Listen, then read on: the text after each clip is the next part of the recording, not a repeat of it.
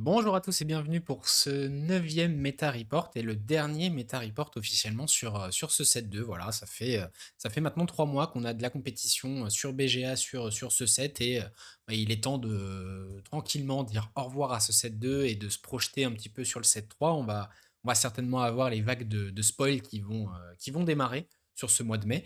Et donc ce sera l'occasion pour nous aussi de faire un petit bilan dans une rétrospective qui arrivera un petit peu plus tard sur la chaîne, soit dans une semaine, soit dans 2 semaines. Mais voilà, en tout cas, on est parti pour ce dernier Meta Report de la saison. Comme d'habitude, le petit point méthodologique, cette fois, je vais pas re-rentrer dans le détail. Je vous laisse faire pause si jamais vous ne connaissez pas encore les différents points de cette méthodo. Et juste pour information, je vais vous fournir en fin de vidéo une annexe avec la façon dont sont calculés les deux indicateurs que sont le Shannon Index et le coefficient de Gini, qui nous servent à étudier un petit peu la santé de la méta. Pour le périmètre final de ce Meta Report du set 2, on arrive à 38 tournois pour 3271 joueurs et 8448 matchs. Allez, on attaque tout de suite avec les factions. Et donc là, bon déjà, moi je vais être très content personnellement parce que joueur Izmir, eh bien, enfin, la faction Izmir devient la faction la plus jouée sur une période du Meta Report. Hein, donc 20% de joueurs avec Izmir. Forcément, c'est dû à une grosse baisse d'Ordis qui est passée de 23 à 20%. Et on retrouve aussi une petite hausse des joueurs Axiom.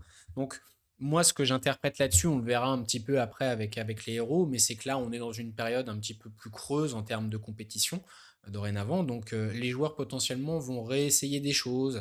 Les joueurs qui jouent le même héros, notamment Sigismar, bah, se lassent peut-être un petit peu de la méta, jouent un petit peu moins. Et du coup, on voit peut-être un petit peu plus d'innovation. Pas forcément hyper compétitif, mais voilà, les joueurs ont potentiellement envie d'essayer d'autres choses. Et donc ça fait plaisir de voir un petit peu ce trend en fin de set. Ça montre quand même qu'il y a encore un petit peu d'activité, d'innovation, malgré le fait on soit vraiment en fin de cycle. Et donc on peut voir que finalement, bah, il n'y a aucune faction qui dépasse les 20% et aucune faction qui est en dessous de 10%. Donc c'est quand même une répartition assez équilibrée dans l'ensemble. Allez, concernant les héros, donc de la même lignée que les factions qu'on a présentées juste avant, bah, on voit Sigismar et Teja qui connaissent une grosse baisse de popularité, hein, moins 4 points pour Sigismar, moins 2,7 pour Teja. On a ensuite les principaux héros des autres factions qui sont à peu près stables. Hein. Afanas, Fen sont stables. Kojo qui reprend un petit peu du poil de la bête face à Bazira, mais grosso modo ce bloc Kojo-Bazira qui se stabilise à peu près côté Bravos. Et ensuite, on a des belles surprises. Indiway qui prend un point, Akesha qui prend un point également, et Subash qui prend 3 points. Alors ça, c'est vraiment cool parce qu'on avait vu un petit peu d'innovation à la suite du patch de mi-saison avec le retour du Havre notamment. Et 2 semaines après, bah, on sentait que cette innovation, elle était déjà un petit peu morte hein, avec les tumultes et puis les derniers gros tournois en ligne. Et donc ça fait plaisir de voir que l'innovation est un petit peu redémarrée en cette fin de set. On essaye d'aller chercher vraiment tout le potentiel du héros, enfin en tout cas des différents héros Axiom. Donc c'est très cool. Et bah, mine de rien, ce cycle d'innovation, un petit peu, bah, ça se ressent dans les indices sur la santé de la méta, puisqu'on a l'indice Shannon qui est en hausse, donc on a une meilleure diversification des héros joués. Et en termes de concentration, bah forcément, la grosse baisse de Sigismar et Teja fait qu'on est dans une situation plus saine également, avec une concentration maintenant qu'on peut qualifier de légère. Et concernant les résultats sur les top 16, eh bien déjà on a une hiérarchie qui s'est un petit peu inversée. Donc on a vu hein, dans la répartition sur les héros qu'on avait moins de Sigismar. Bah, automatiquement, si on a moins de Sigismar, bah, quel héros va pouvoir profiter de cette absence? C'est Afanas. Et donc c'est pour ça qu'Afanas maintenant est au top au niveau des top 16. Et on voit également que Teja, qui était habitué à aller chercher la troisième place sur ce podium, eh ben, elle n'est plus que quatrième. Et ça, c'est aussi normal parce que on sait qu'Afanas a un très bon win rate contre Teja. Et donc, forcément, le fait qu'on ait de plus en plus d'Afanas qui montent dans les classements, ça va desservir beaucoup à Teja, malheureusement. Donc voilà. Ensuite, si on parle un petit peu plus bas, bah, on a cette recrudescence de Lindy Way et d'Akesha qui se ressent également dans les tops. On a mine de rien les trois héros Axiom qui se place en top 16 avec deux joueurs sur chaque héros, donc très cool. Et enfin, Aurak et Nevenka également qui font un top. Donc ce qu'on peut voir, c'est que les trois héros Izmir pardon, font des top 16, les trois héros Axiom également, les trois héros Lyra également. Et donc les seules factions qui ne positionnent pas leurs trois héros dans le top 16, bah, ce sont les trois autres, donc Ordis, Moona, et ces deux factions-là ne positionnent même qu'un seul héros en top 16. Les deux autres héros de ces deux factions sont totalement absents. Et Bravos qui ne positionne pas d'Atsadi, mais qui positionne évidemment des Kojo et des Bazira. Donc en termes de diversité des héros joués, on est sur une diversité qui est toujours moyenne, hein, malheureusement, avec ces quelques héros que j'ai cités juste avant qui ne positionnent rien du tout en top 16. Et au niveau du coefficient de Gini, on est à la limite d'une méta qu'on peut appeler toxique avec autant d'Afanas, de Sigismar, qui représentent bah, seulement deux héros, mais 40% des top 16. Ce qui au niveau des top 16 est presque un petit peu dérangeant, malheureusement. Mais on va voir tout de suite avec les top 8. Et donc, voilà le résultat concernant le top 8. Et bah, comme on pouvait s'y attendre, hein, c'est une domination d'Afanas à nouveau, hein, qui a moins de garde-fous, en tout cas, que représentent les Sigismar sur le ladder. Et donc, on a 31% des top 8 qui sont des joueurs Afanas, avec 25% toujours qui sont des joueurs Sigismar. Donc, plus de la moitié de la méta en top 8 qui est représentée par ces deux héros. Donc, forcément, on arrive dans une situation qu'on peut appeler de méta toxique par rapport à la concentration des héros joués, une diversité qui est plus que moyenne. On est aussi à la limite d'une diversité faible, en tout cas dans notre grille. Par contre, ce qu'on peut noter, c'est qu'on a quand même bah, toujours un représentant quasiment de... Non, pardon, c'est pas quasiment, c'est on a un représentant de chaque faction en top 8, avec ces deux Treist notamment qui arrivent en top 8. Donc ça, c'est une très bonne nouvelle, hein. Et d'ailleurs, il me semble que c'est le même joueur qui fait les deux top Treist. On y viendra juste après. Mais voilà, déjà toutes les factions qui ont en tout cas leur chance d'accéder au top 8, alors pas forcément au top 1, mais voilà, ça c'est quand même la bonne nouvelle, même si dans l'ensemble, à partir du moment où on n'a pas assez de Sigismar dans la méta, malheureusement la méta se polarise trop vite avec la surpuissance d'Afanas par rapport aux autres héros. Concernant la liste des tournois de la quinzaine, donc déjà, comme vous le voyez, on n'a plus que 4 tournois, malheureusement. On avait déjà anticipé un petit peu ça sur le Meta Report précédent, mais les AWOL du mercredi maintenant ne remplissent jamais les critères en termes de nombre de joueurs pour rentrer dans ce report-là. Donc c'est pour ça qu'on n'a plus que 4 tournois sur cette quinzaine. Et c'est pour ça également qu'a priori, bah, c'est le dernier Meta Report de cette saison, parce que voilà, les tournois commencent à avoir de plus en plus de mal à faire une audience correcte. La QZ, qui étonnamment augmente ses chiffres, mais par contre les AWOL qui sont clairement en baisse de popularité actuellement. Et donc voilà, la chose principale que j'ai envie de retenir là de ces 4 tournois, bah, c'est la présence de Treist deux fois dans les tops, et c'est le même joueur, hein, Paupiette de Veau, dont on a présenté la decklist la semaine dernière. Donc je vous invite potentiellement à retourner sur la vidéo de la semaine dernière pour revoir un petit peu la présentation de sa decklist, qui, il me semble, n'a pas changé. Mais voilà, c'est quand même une très bonne nouvelle de voir Treist sur deux tops. Et par contre, derrière, bah, on a essentiellement de la Fanas et du Sigismar sur les autres spots de ce top. Allez, petit point decklist à découvrir, à retenir. Et puis là, bah, cocorico, entre guillemets, puisque je vais vous représenter une decklist d'un Alter 6 qui a bien performé avec un deck atypique. Atypique. On connaît cet archétype puisque c'est l'archétype un petit peu zigzag d'Akesha, mais c'est un archétype bah, qui a du mal à exister parce que on est sur une méta, enfin on était sur une méta avec beaucoup de Sigismar, et forcément, bah, Sigismar, c'est compliqué à gérer pour Akesha avec ses petits tokens, ses nombreux bodies, et Akesha a pas forcément ce qu'il faut dans son pool de cartes pour gérer tous ces petits bodies. Mais ici, Matmatu bah, arrive avec une decklist très agressive, avec dans son pool de rares 3 Hathor, 2 Pamola, 3 Baba Yaga, 2 Alice, un Joe Ride également, et deux sommeils réparateurs. Donc c'est quand même dans l'ensemble des gros bodies ou de la pioche, pardon, il y a 2 alchimistes également, du Kadigir, donc voilà, c'est vraiment le bon archétype, zigzag avec, des gros body pour 3 ou pour 2 et des moyens de finir la game avec les 2 sommets réparateurs et avec les 3 small steps. Il y a quand même des petites techs assez sympas, les 2 Rainfrost, les 2 Motte Larva, donc ça j'imagine que les Motte Larva c'est joué un petit peu en après vous, un body pour un qui peut faire le taf. Je pense que ça prend très peu souvent son boost avec son épée où il faut qu'il y ait 2 cartes exhaust en réserve. Le Joyride qui peut être vraiment décisif parfois quand il faut mettre un petit peu plus de stats sur les tours typiquement où Sigismar va jouer ses tours très forts à 3 4 mana.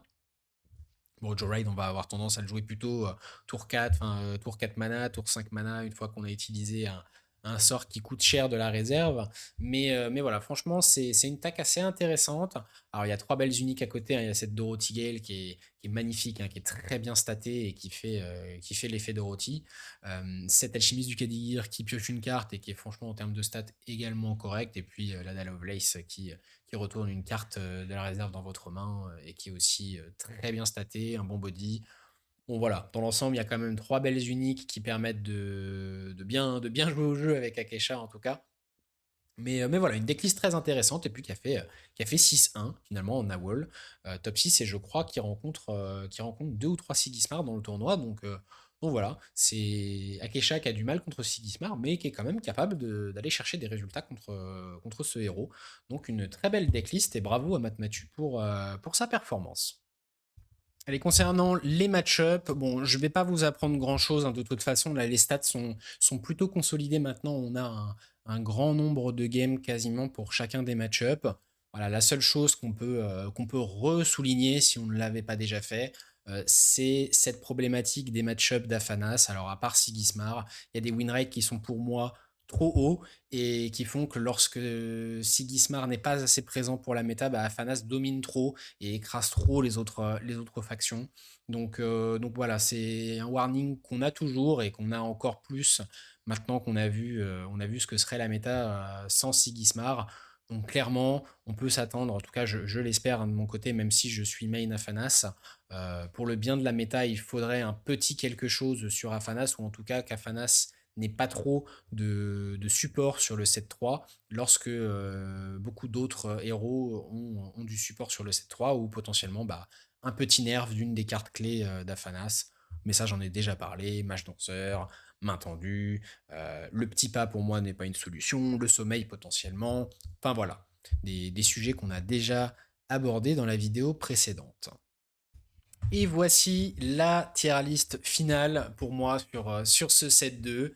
Donc sans surprise, on retrouve toujours les 3 mêmes héros qu'on a vus depuis le début de la saison. Alors, il y a potentiellement Fen qui s'était invité à un moment, je crois, dans le tiers S, mais bon, Sigismar, Afanas, Teja sont largement méritants d'être sur ce tiers S. Ensuite, on a les 2 héros Bravos qui sont mine de rien des assurances tout risque, hein, sur ce côté des challengers, avec Fen qui a eu quelques tops, Lindy Way qui a eu quelques tops, et Traced que j'ai envie de mettre aujourd'hui au-dessus de l'Indieway parce que bah là sur la fin de set, elle nous montre plus de choses, plus de résultats que l'Indieway avec notamment bah, le retour du Havre, mais pas que hein, finalement.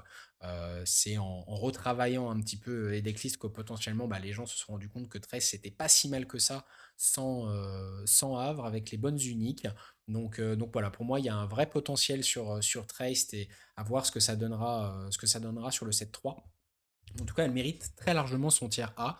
Et j'ai hésité même à la placer devant Fen, mais Fen a quand même montré beaucoup de bonnes performances également sur le set. Donc voilà, je préfère rester sur cet ordre-là. Et puis après, en tiers B et C, il n'y a pas grand-chose qu'à bouger.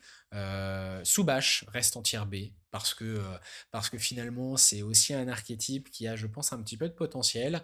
Il y a notamment Caleb. Alors, c'est pas en tournoi, mais Caleb, du coup, youtubeur que vous connaissez bien, qui a réussi à aller chercher un top 20, il me semble, avec Soubash sur le ladder.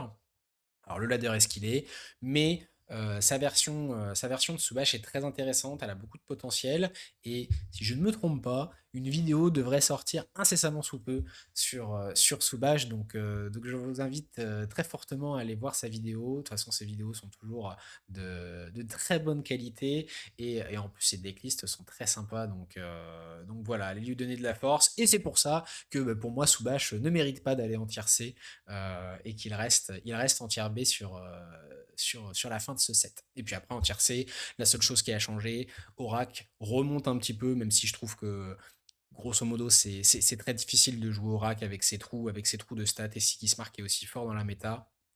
Et voilà, à part un setup incroyable où vous jouez gratuitement des cartes fortes, style Hydracaena ou des petits pas, voilà, dans l'ensemble, c'est quand même assez faible par rapport au reste de la méta. En tout cas, pour aller faire des perfs en tournoi, parce qu'il faut une certaine stabilité sur 5, 6, 7 matchs. Et c'est quelque chose qu'Aurak a encore du mal à générer aujourd'hui. Et voilà, c'est la fin de ce dernier Meta Report du set 2. J'espère que ça vous a plu. Je voulais également faire un petit mot particulier bah, pour vous, parce que le bilan à la fin de ce set 2, alors on parlera du bilan Altered dans une autre vidéo, mais en tout cas, mon bilan personnel, il est très positif, hein. On est sur la cinquième version, en tout cas, de Meta Report sur ce set 2, et franchement, la portée de ces Meta Reports augmente de vidéo en vidéo parce que vous êtes de plus en plus à me soutenir. Alors, même si beaucoup d'entre vous regardez les vidéos et n'êtes pas encore abonnés, mais franchement, ça fait extrêmement plaisir. Vos commentaires sont toujours hyper positifs, constructifs. Et pour ça, vraiment un grand, grand, grand merci parce que ça m'aide à faire du contenu que j'espère de meilleure qualité au fur et à mesure que je sors des vidéos. Et ça me donne aussi ça me donne aussi envie de vous proposer d'autres choses avec notamment cette série des Nuzlocke Challenge. Et j'ai d'autres idées en tête pour voilà, mettre un petit peu de fun également sur cette chaîne. Où on parle quand même beaucoup de statistiques et de tryhard. Donc voilà, un grand merci. Donc encore une fois, n'hésitez pas à vous abonner si ce n'est pas encore le cas, ça soutient énormément la chaîne et on va bientôt passer ce cap des 500 abonnés qui est important sur YouTube parce que ça me permettra potentiellement de gagner un petit peu de sous avec ce que je fais, pouvoir me payer quelques rares supplémentaires pour vous proposer bah, des contenus Nuzlocke et autres un petit peu plus riches, moins limités en termes de collection. Mais voilà, j'arrête mon monologue là. Merci à tous, vraiment, encore une fois. Et je vous retrouve bah, très rapidement pour la rétrospective du set 2. Et puis on va certainement se parler un petit peu autour du set 3, des futurs spoils et puis bah, des premiers résultats de tournoi sur le set 3. Allez, merci à tous.